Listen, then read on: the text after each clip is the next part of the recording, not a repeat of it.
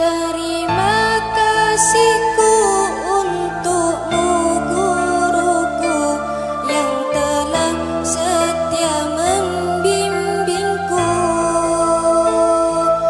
Maafkanlah aku yang tak pernah mampu membalas semua jasa-jasamu.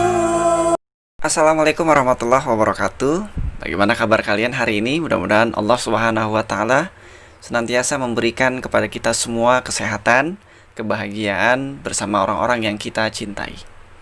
Anak-anakku yang berakhlakul karimah, sebelum kita melanjutkan pembelajaran melalui video yang Pak Andre buat pada kali ini, marilah sama-sama kita memanjatkan doa kepada Allah Subhanahu wa Ta'ala.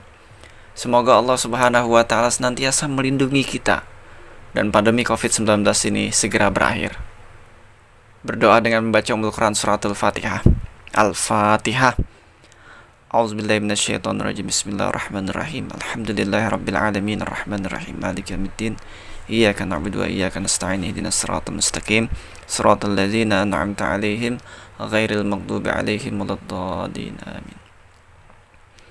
Anak-anakku yang berakhlakul karimah, pada video pembelajaran kali ini kita akan melanjutkan materi kita, yaitu aku selalu dekat dengan Allah. Setelah kalian mempelajari dua materi sebelum ini, yang pertama adalah meniti hidup dengan kemuliaan, kemudian yang kedua tentang larangan pergaulan bebas dan perbuatan zina, dan yang ketiga yang sekarang ini kita akan pelajari, yaitu aku selalu dekat dengan Allah. Nah, anak-anakku yang Pak Andre banggakan, coba kalau kalian perhatikan, dari materi pertama meniti hidup dengan kemuliaan, kita diajarkan bagaimana cara kita melakukan hidup sesuai dengan perintah Allah. Yang pertama, kita diminta untuk menjaga persaudaraan antar sesama kita. Kemudian kita dilarang saling berselisih. Diperintahkan oleh Allah untuk saling mendamaikan.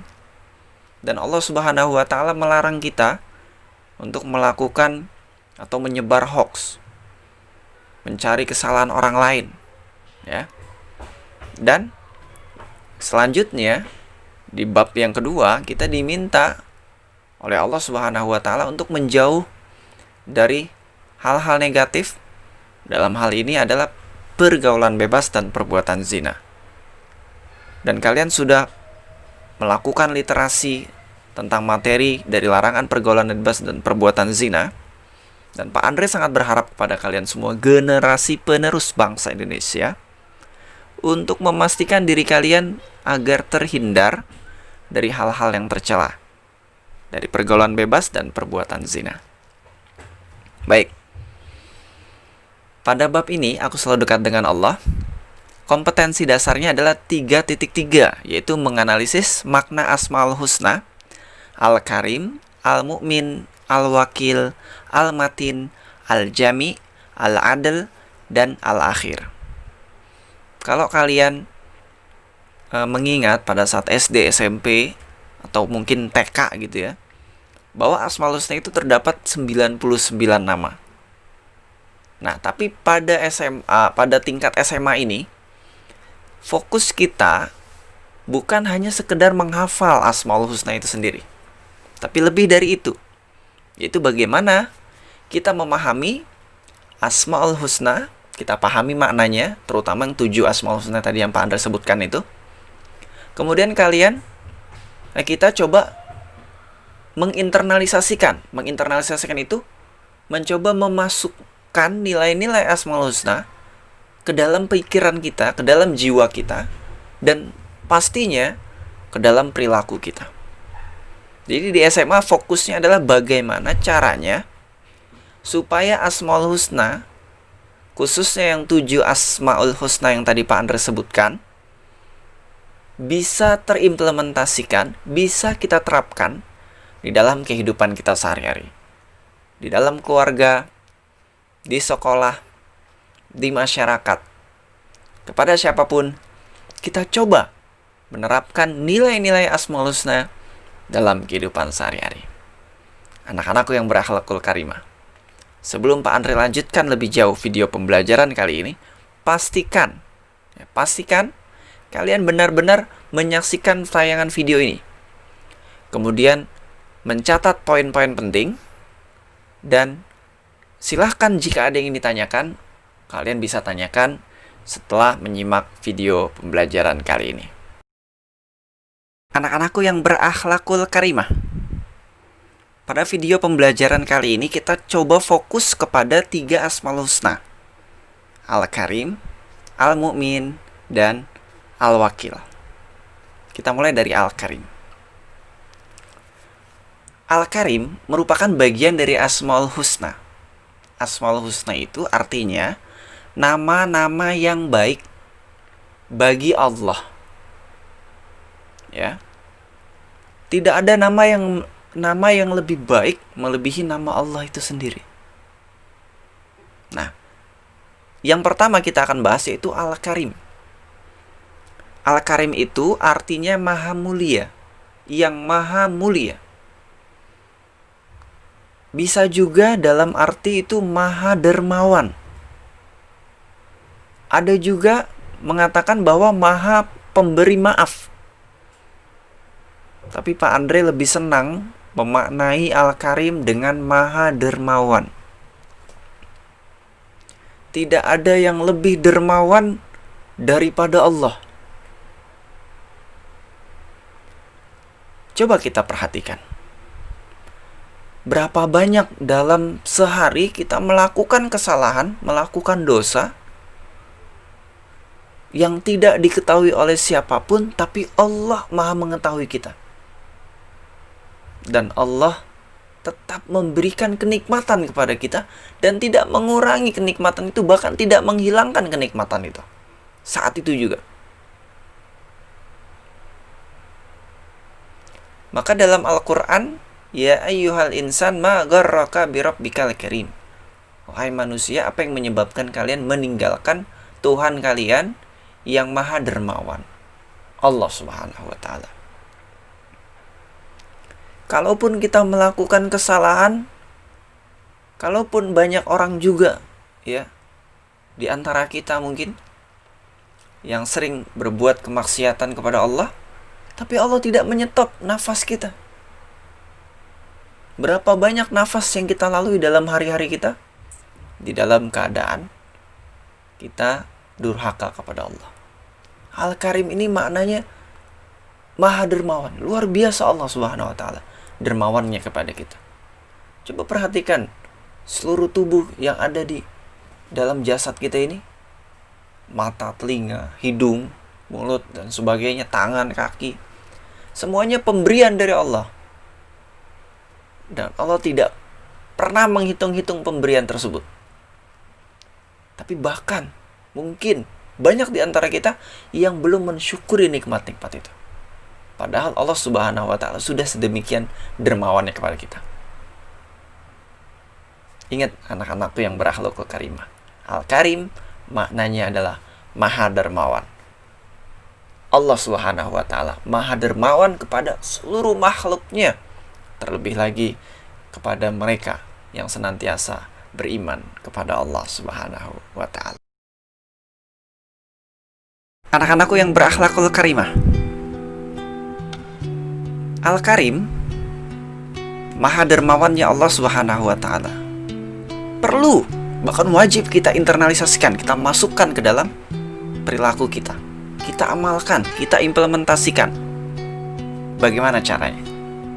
Caranya kita mencoba untuk terus-menerus melakukan sedekah.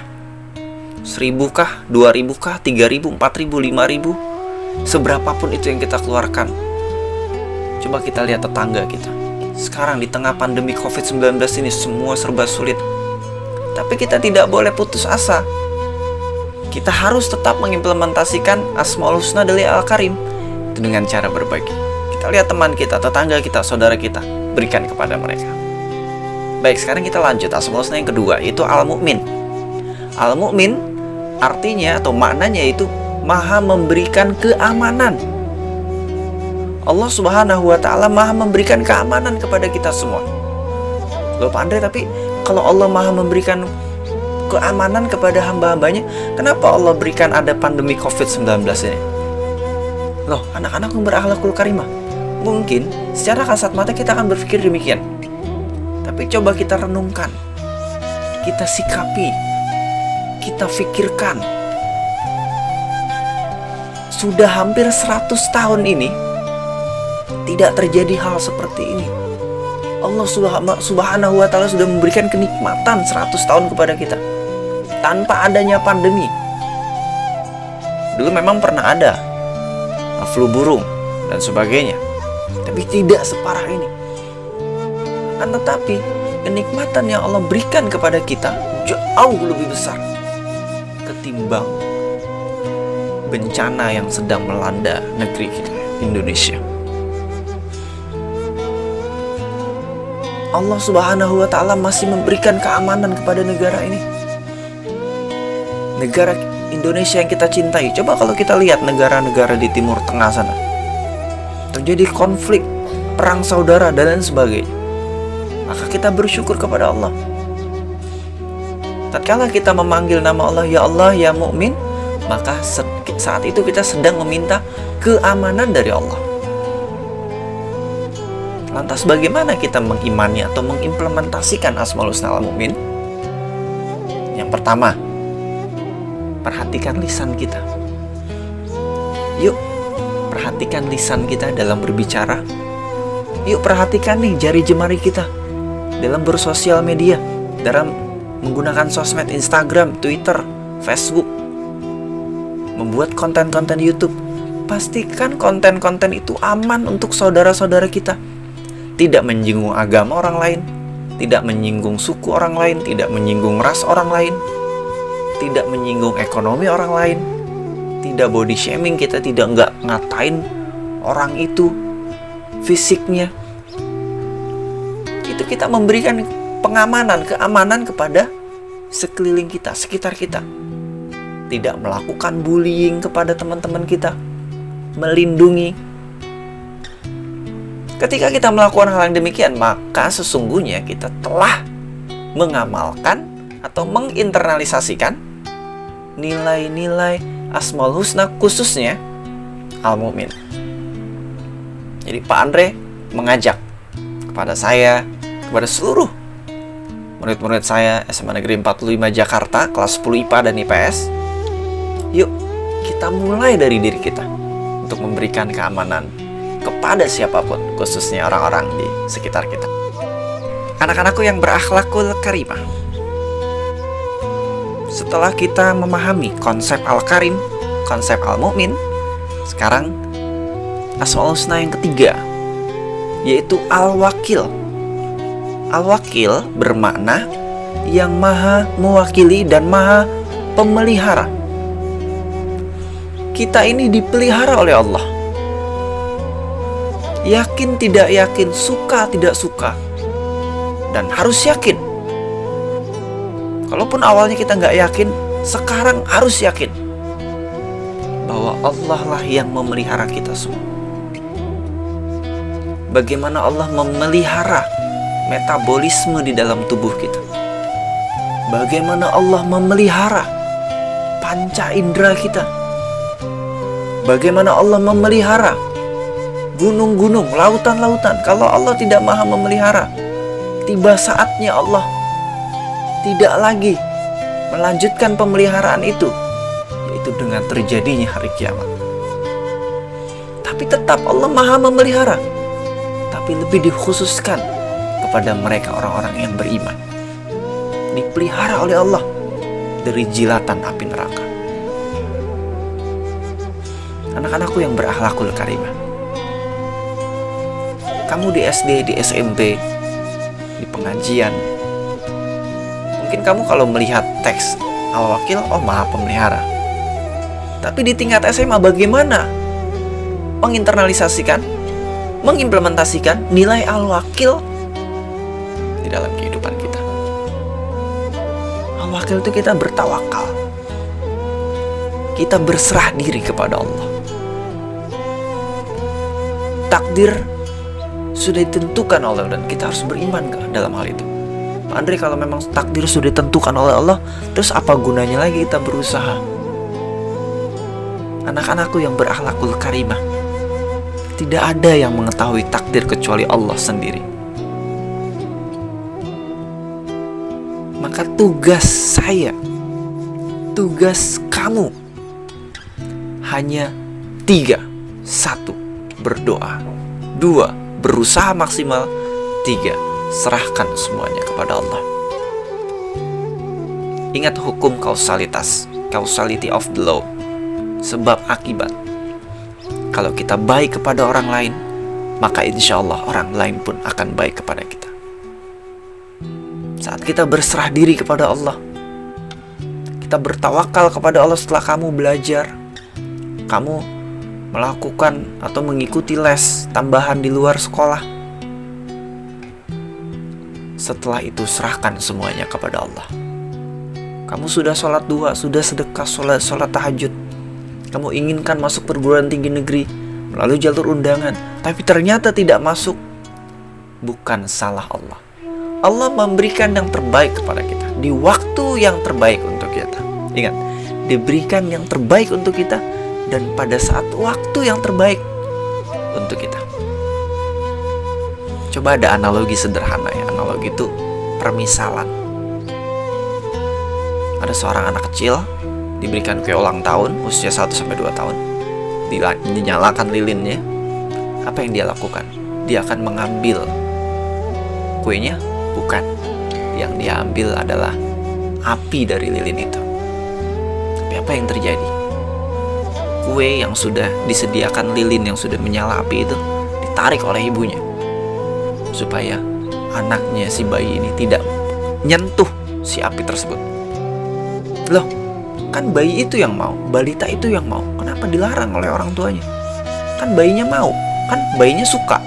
Kenapa dilarang?